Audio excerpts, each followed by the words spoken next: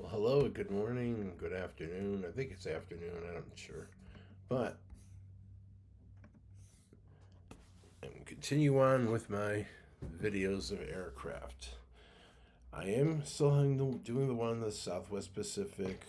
I needed one plane to be constructed for that narrative, which I had in a box I never built, and here it is. The Mitsubishi A6M2 Zero.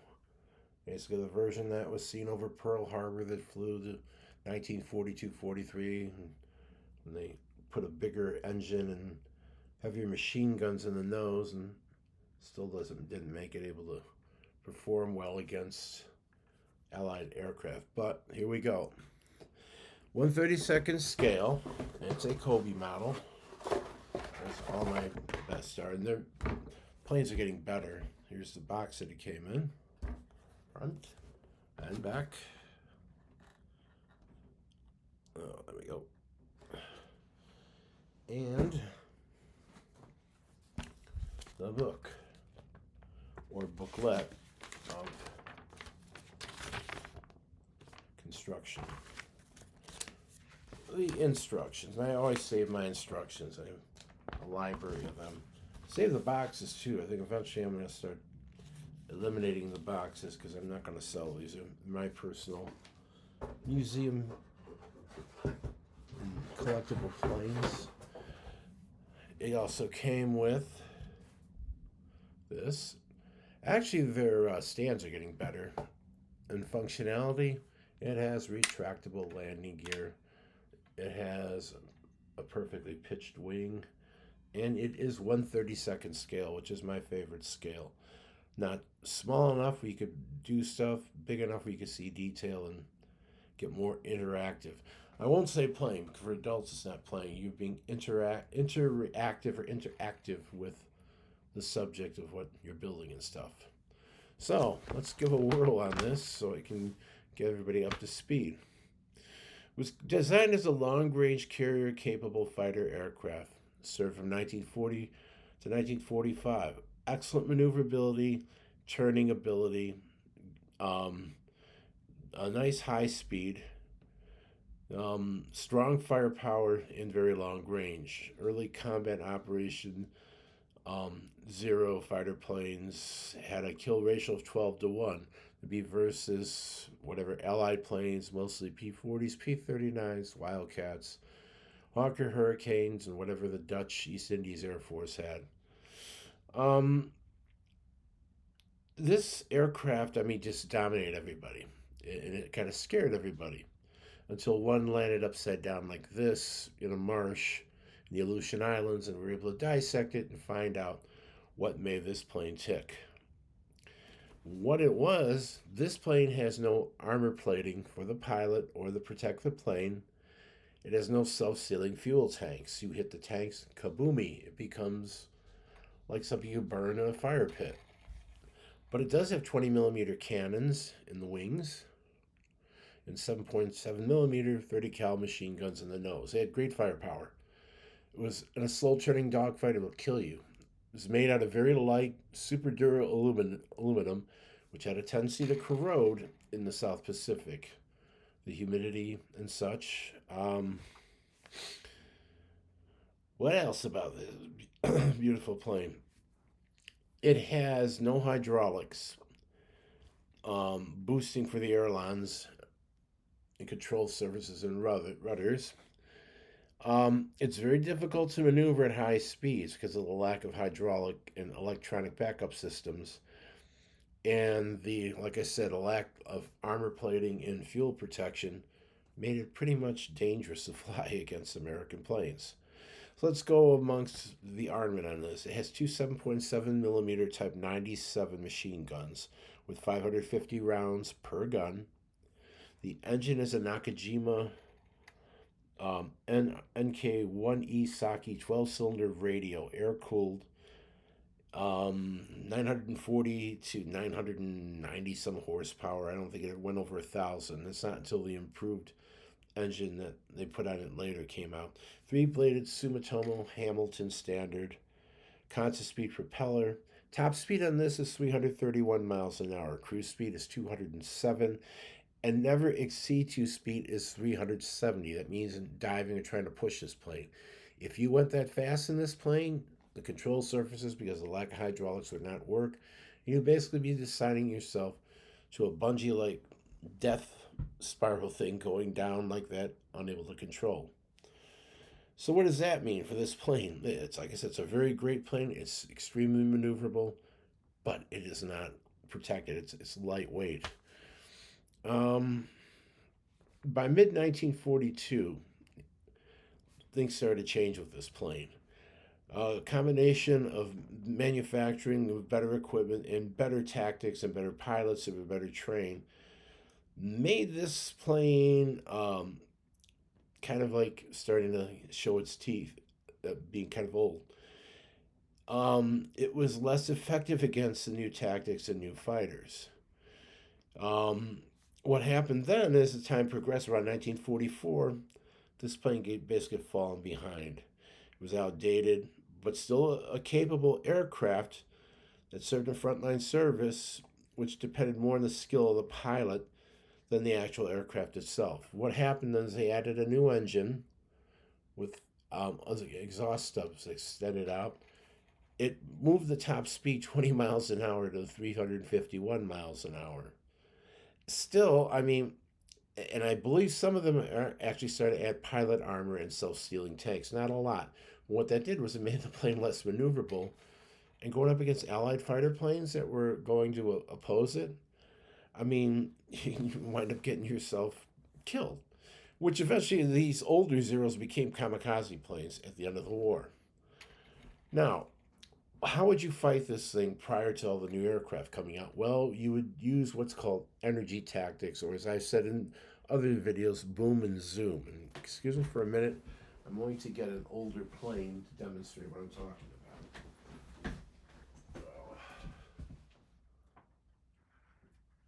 Why did I clean this one off? In 1941, prior to us getting bombed at Pearl Harbor, we were helping the Republic of China fight the Japanese. Somehow they managed to get the Curtiss P-40 fighter plane. And Claire Chennault, U.S. general, who was retired because of his crazy tactics and stuff, utilizing fighter planes out as effective weapons and stuff. And the Army Air Force kicked him out. Well, Chiang Kai shek, who was the leader of China, brought him into China to help revamp and rebuild the Chinese Air Force. Well, being that we were going to be involved in the war, Franklin Roosevelt allowed a handful of Curtiss P-40s to go to China. What happened then was these planes were flown by American pilots who were paid a lot of money and basically a bounty for every plane they shot down to become what's known as the Flying Tigers. And why? Because of this on the mouth, on the nose of the plane. What made this plane so effective? And I'm going to do the stats on this. This is a Curtiss P-40E, top speed of 362 miles an hour, very slow turning, but extremely fast, powerful diver that could use the energy tactic. I guess you go up, you're up high, you have an altitude advantage. You go and you dive at full speed. The energy of you going into that dive, the minute you pull out, will get you up fast, away from your opponent. So let me do this as a demonstration. I need to be kind of quirky about this, and sorry for not using AI. I'm trying to fiddle with some of that, and I kind of did with AI, and I go to the gym a lot, and I was tempted to try it there, but if I did that, I'd be branded some kind of a weirdo, so no AI stuff there. But maybe with this. The Zero would be flying on its normal route like that, and the P-40s would be up higher. They would sight the Japanese planes, they would dive on them, open up with the 650 caliber machine guns, which would rip right through this plane, which had no armored protection and or self-sealing fuel tanks. Kaboom! And then this baby would go down, up, using momentum of diving to get up to altitude to do it again. And this was Claire Chennault's tactics with the Flying Tigers. Never dogfight, and only engage using energy tactics. You're up high with an altitude advantage. You dive, utilize the armor plating strength, higher speed, and just stability of the Curtiss P-40 versus the Zero. Remember what I said? No more than 360 miles an hour? Was this 360 or 370? Because the plane literally would be uncontrollable and would probably fall apart. This thing won't. I think in a dive, this thing could dive close to 600 miles an hour. Five something was the speed, max speed of a P-40 in a dive. So if you got a P-40 up high coming down and he sights on that Japanese plane, that plane's basically dead. You do this, a turning dogfight, this plane can't do it. The Zero could turn tight, get behind you, and kill you, basically. And that's what it did. And the Zero would be able to kill you because of this, these 20 millimeter guns in the nose. Why was the Zero unarmed? Because the Zero could go over 1,000 miles in terms of range. When they bombed Pearl Harbor, the Zero was there. This particular model of the Zero was there. Could fly out and back and still do what it had to do, being a primarily an escort fighter for the torpedo bombers and dive bombers that the Japanese had, and did a great job. But even during Pearl Harbor, there were two Curtiss P-40s flown by Lieutenants Welch and Taylor. I don't have their first names, so I'm gonna. One was Kenneth Welch, and he became a famous test pilot. Flew two P-40s, and if you've ever seen the movie Tora, you'll see the part where they were able to get their P-40s off of Haleiwa Airfield, which is a subsidiary airfield. It was not at Hickam Airfield or Wheeler. They weren't destroyed. They got in the air, and they shot down Japanese planes, and I believe they did shoot down a Zero. I'm not sure though, and they tried to kind of maneuver. Well, that's not what you do in mass combat. And once we were involved in the war in the Far East, they found that out because this type of a P-40, the E version with the 650s, three in each wing and a little bit better engine, were available in the Philippines, and they did not do too well. They did well in China because Claire Chennault studied the P-40 along with his pilots.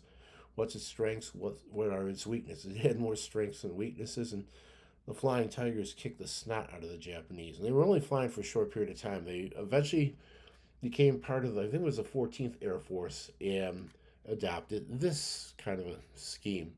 American markings versus the Chinese, and they still maintain the shark mouth because that Air Force, Claire Chennault, was brought back into the United States Army Air Force, and that was his fighter planes fighting for the United States Army Air Force. And we'll go on and do a separate thing about them. I've got other P-40s and stuff I could show you, different sizes, and give you a little bit more detail of how you learn to utilize the equipment that you have, and by utilizing it properly, it'll make you successful in combat.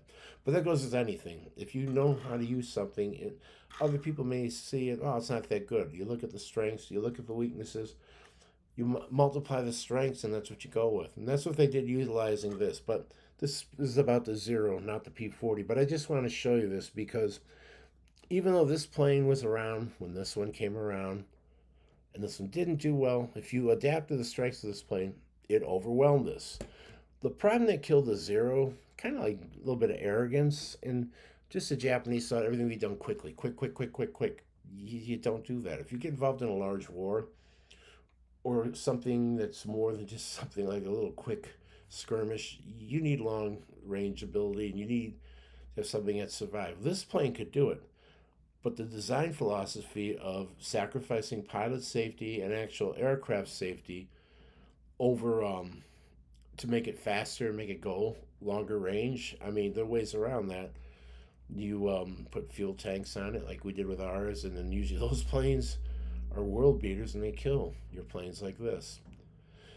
So the Zero, I mean, when it was improved, and they did improve it, it was too late because there were planes that were better. Like I said, they put a stronger engine, a little bit longer nose, kind of an attractive plane. I'm going to see if I can find a picture so I can show you that in my next video. And it looked nice. Speed went up 20 miles an hour. It had some protective stuff. But the only pilots that did good in that were experienced and ace type pilots. And the only Japanese pilot that I know of, that people might know of if they read anything about World War II, is Saburo Sakai. He flew these in New Guinea, and he flew Zero for a long time and got injured physically, but he survived the war, and he loved this plane, and he was able to go against, like, excuse me, Hellcat fighter planes and other types of planes that oppose the Zero. But being that you have probably one of the most beautifulest aircraft this kind. I've seen a restored one at an air show. They're kind of cool to watch. And they actually have blank ammo and the machine guns on the top. The top machine guns that were firing it sounded like cap guns going off. I mean, my 22 rifles were louder than that, but it was just kind of interesting to see how the technology has changed and the aircraft. And the aircraft itself is a beautiful plane. It flew real nice, but it's not made for brutal combat. It's made to be like air superiority, but when you don't improve it and update it, like the Germans did with the Me 109, the British did with the Spitfire, and we did with various planes, you're not going to do anything. And what Japan did is they try to build better and nicer planes, which they did. But by the time they came out, we were bombing them really, really heavily with the B-29s. Their manufacturing capacity was going down. Their ability to get raw materials to make things the way they want them, not there. So what you have is that. So I'm going to leave this here because the most important video I was doing was the one on the South Pacific, and you will see the Zero again. You will see the KI-61, the Tony, and the P-47 Thunderbolt.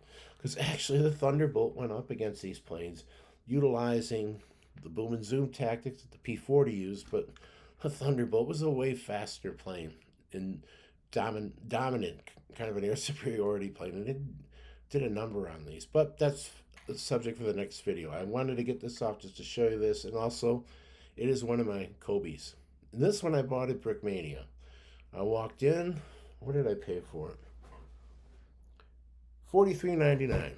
And I just said, why not? I had some extra cash. I bought it, and it sat in the room. And before I decided to start doing more World War II themed videos, I didn't have one of these. I have one that's not. I didn't build it, but it looks like a model I could have used. The same scale as this one, but this one looked way better.